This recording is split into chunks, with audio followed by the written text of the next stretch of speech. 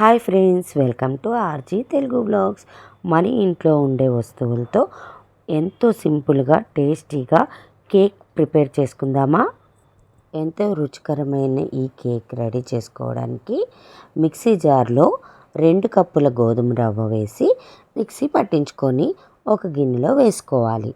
ఆ తర్వాత 2 కప్పుల పంచదార కూడా తీసుకొని మిక్సీ పట్టించుకొని పక్కన పెట్టుకోవాలి.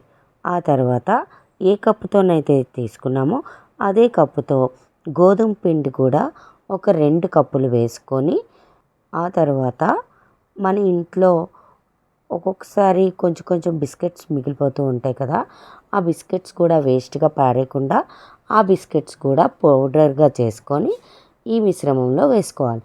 ఆ తర్వాత కోకో పౌడర్ ఒక 3-4 టేబుల్ స్పూన్స్ వేసుకోవాలి. బాగా కలుపుకొని అందులో ఏ కప్పుతో అయితే తీసుకున్నామో అదే కప్పుడు ఆయిల్ వేసుకోవాలి. ఆ తర్వాత 1 కప్పు పెరుగు కూడా వేసుకోవాలి. వేసి వీటన్నిటిని ఒకే డైరెక్షన్లో బాగా కలుపుకోవాలి.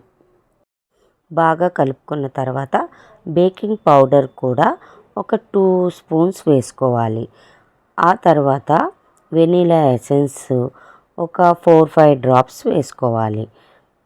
వేసి వీటన్నింటిని కలుపుతూ మనకి కేక్ బ్యాటర్ రెడీ అయ్యే వరకు కొద్ది కొద్దిగా పాలు పోస్తూ బాగా కలుపుకోవాలి. ఈ కలుపుకున్న మిశ్రమంలో కొద్దిగా జీడిపప్పు, 1 కప్పు జీడిపప్పు కచ్చాపచ్చాగా మిక్సీ పట్టించుకొని ఆ మిశ్రమం కూడా ఈ కేక్ బ్యాటర్లో వేసి బాగా కలుపుకోవాలి. వీడియోలో చూపించే విధంగా ఈ కన్సిస్టెన్సీ రావాలి.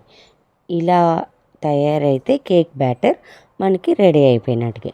ఆ తర్వాత కేక్ మౌల్స్ ఉంటాయి కదా, ఒకవేళ మౌల్స్ కానీ లేకపోతే ఏదైనా ఒక దల్సర్ గిన్నె తీసుకొని దానికి ఆయిల్ అప్లై చేసి కొద్దిగా పిండి వేసి డస్టింగ్ చేసుకోవాలి.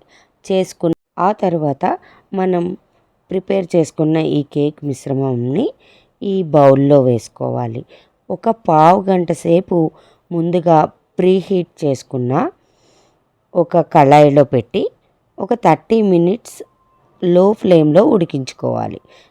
సేమ్ ఇదే విధంగా నేను వేరొక బౌల్లో కూడా వేరొక షేప్లో పెట్టుకున్నాను కేక్ని. ఒక 30 మినిట్స్ తర్వాత ఎంత బాగా ఫ్లఫీగా కేక్ రెడీ అయిపోయింది. దీనికి విప్పింగ్ క్రీమ్ కూడా నేను రెడీ చేసుకున్నాను. ఒక 1/2 లీటర్ పాలు మరిగించుకొని 1 కప్పులో 2 spoons cocoa powder, 2 spoons cornflour, 2 spoons sugar powder, కొంచెంగా పాలు వేసి బాగా కలుపుకొని ముందుగా మనం మరిగించుకున్న పాలల్లో ఈ మిశ్రమం వేసి థిక్ పేస్ట్ అయ్యే వరకు బాగా కలుపుకోవాలి.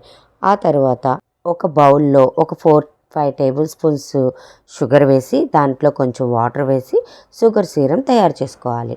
ఆ తర్వాత కేక్ని 2 లేయర్స్గా కట్ చేసుకొని దానిపై షుగర్ సిరప్ కొద్ది కొద్దిగా అప్లై చేసి ఆపై విప్పింగ్ క్రీమ్ కూడా అప్లై చేసుకోవాలి. కేక్ మొత్తం విప్పింగ్ క్రీమ్ అప్లై చేసుకొని ఫ్రిడ్జ్లో ఒక 1 అవర్ పాటు డీపర్లో పెట్టుకోవాలి.